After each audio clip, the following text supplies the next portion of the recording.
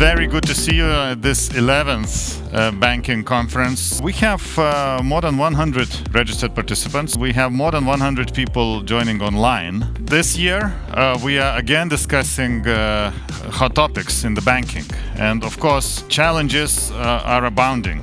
They don't seem to stop. We are probably heading to some sort of a recession if we are not in that already. I joke sometimes that economists can tell you one of the two things. Either what kind of crisis is coming or when, but not both things at the same time. We have such a mix of drivers that are pulling the global economy or the regional or local economy in the different directions. I think we had a really great conference again for 11th year, and really we had super strong speakers touching very important issues for the business.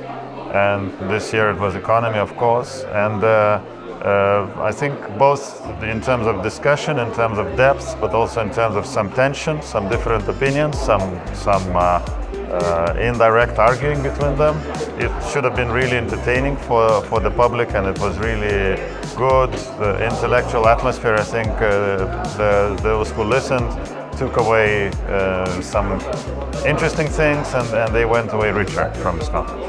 Very nice atmosphere, and I must say that extremely interesting panel discussion and also speakers, and clearly a little bit different views, but that is what makes the atmosphere always more interesting. Where is the tipping point? So where is the collapsing places that we should be looking for, which will tip this over, because something will eventually happen. We cannot continue like this. So it's intergenerational transfer that we're doing, and the breaking point will be somewhere where that future will say, no, we are not happy.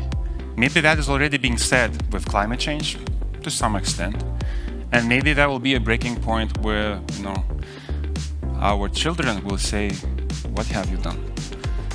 But it's very difficult for unborn children to participate in democratic processes.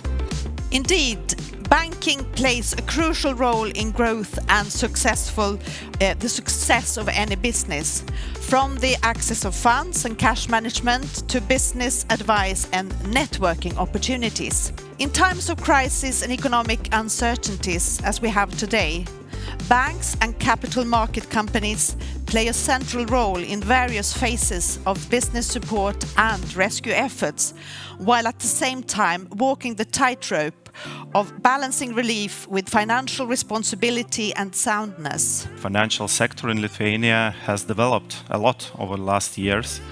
And basically last year was a breakthrough in terms of the size of the financial sector.